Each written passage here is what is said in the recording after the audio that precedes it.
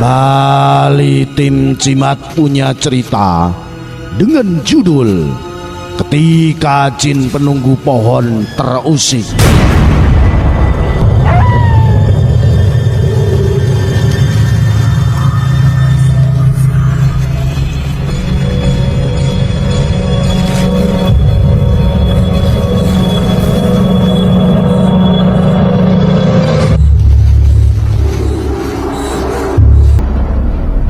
Cerita ini dikirimkan oleh Ramli. Kejadian ini memang dialami Ramli sekitar 4 tahun lalu, ketika dia masih tercatat sebagai mahasiswa Undip Semarang. Tepatnya ketika menikmati masa liburan semesteran yang lumayan panjang. Masa liburan benar-benar diluangkan untuk rileks setelah 6 bulan bergelut dengan bangku kuliah. Ramli, Andri, Rahmat, dan Rido, 4 sekawan yang di lingkungan kampus tergolong mahasiswa paling ulet belajar, maka mendapatkan liburan seminggu tidak dilepas begitu saja. Acara mengisi liburan pun dirancang demikian matang, sampai-sampai rencana untuk bertandang di rumah Andri yang berada di Bandungan dibatalkan. Berempat akhirnya menyepakati berlibur di rumah Rido yang terletak di Purwantoro, Wonogiri. Agak terpencil memang, tapi mereka justru ingin menikmati keterpencilan itu sembari lebih dekat dengan alam pedesaan. Rumah Rido meski masih harus menempuh perjalanan setapak sejauh 1 kilometer bagi mereka tidak masalah. Singkat cerita, mereka berempat berangkat dari Semarang sekitar jam 12.35 waktu Indonesia Barat. Tiba di kota Wonogiri jam 4 sore. Dilanjutkan dengan naik angkudes atau angkutan pedesaan menuju ke kecamatan Purwantoro. Sampai kemudian Rido meminta supir angkudes berhenti di suatu tempat. Rido mengajak mereka turun di dekat persawahan itu karena sudah sampai pada jalan setapak menuju ke rumahnya. Perjalanan masih cukup jauh. Agar lebih cepat mencapai rumah Rido, petang itu juga mereka mengadakan long march. Sampai selepas maghrib mereka baru tiba di rumah Rido. Namun karena rumahnya sempit, dialihkan bermalam di rumah paman Rido. Baru pada keesokan harinya,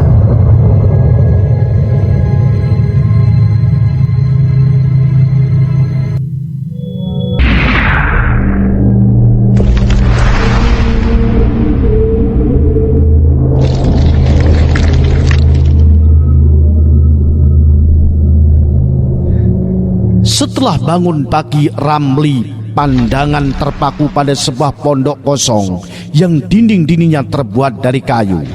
Letaknya menyendiri di antara rumah-rumah yang bertebaran di dusun berada di pinggiran bukit itu. Lokasi pondok kosong itu agak menonjol, berada di daratan agak tinggi. Ketika Ramli menawarkan teman-temannya untuk menginap di pondok kosong itu, mereka tidak keberatan. Pasalnya pada malam liburan keempat sekawan ini sering meluangkan waktu main gitar dan menyanyi-nyanyi sambil membakar jagung. Terserah, monggo kalau kalian mau tinggal di rumah kosong itu. Rumah itu punyaan paman kok. Dulu ditempati pekerja kebun paman, tapi terus pindah karena gak kerasan, ujar paman Rido. Pondok kosong itu lumayan luas dengan 2 buah kamar dan dapur yang masih tradisional. Mereka terus bercanda tawa dan merencanakan saat berkegiatan buat besok, termasuk pergi ke kali alami yang mengalir dari atas bukit.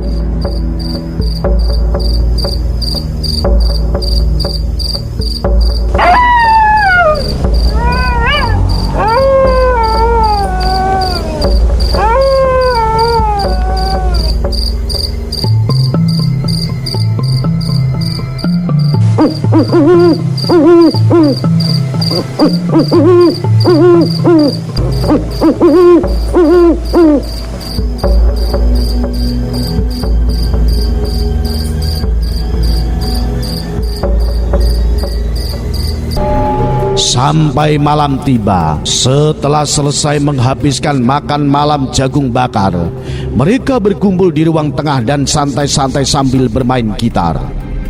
Makin lama Nyanyian yang diperdedangkan semakin mendayu hingga akhirnya satu persatu tertidur. Hanya Ramli dan Andri yang belum tidur, masih terus bercengkrama dengan pelan dan tidak lagi diiringi denting gitar. Keduanya membicarakan persoalan seputar perjalanan politik dalam negeri. Tiba-tiba Ramli yang tadi terlihat termenung mendengar suara ranjang kamar depan yang kosong, seperti dibebani oleh sesuatu. Serta-merta dia menoleh ke arah kamar tanpa pintu itu. Ia terpaku melihat sesosok bayangan yang duduk di ranjang terbuat dari papan itu.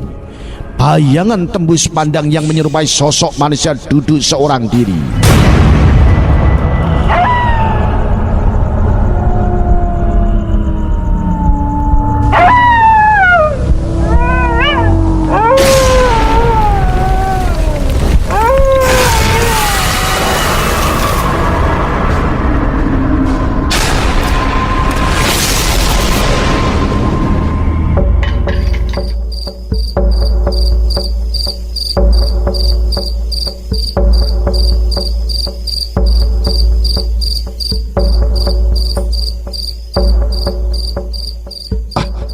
Apa benar malam-malam begini ada orang masuk di pondok ini? Pikir Ramli.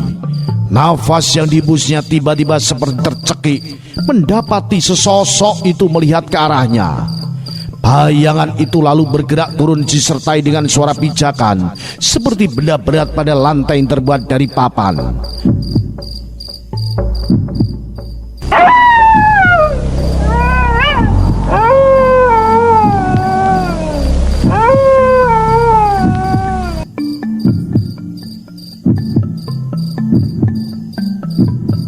Bayangan itu seperti menatap tajam ke arah Ramli dan tiba-tiba bergerak cepat melaju ke arah Ramli, dan perasaannya tak bisa ditahan lagi, langsung tersejak kaget menjerit sekuatnya.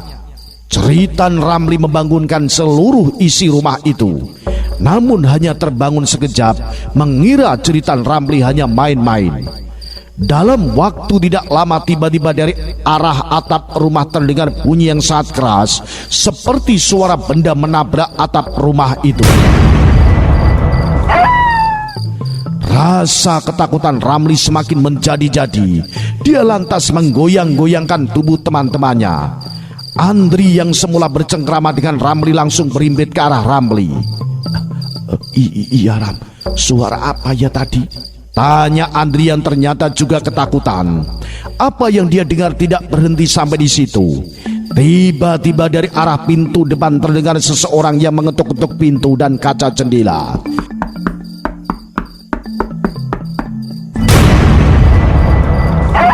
Suara ketukan itu terdengar bebarengan. Aneh. Suara itu dalam waktu sekejap sudah berpindah ke arah dapur bawah lantai. Ridho dan Rahmat yang tidur langsung terbangun, langsung respek dengan apa yang terjadi dalam rumah kosong itu. Mereka langsung berhimpit dan berdoa bersama-sama. Suasana malam menjadi hening, mendadak serangga malam tidak lagi terdengar.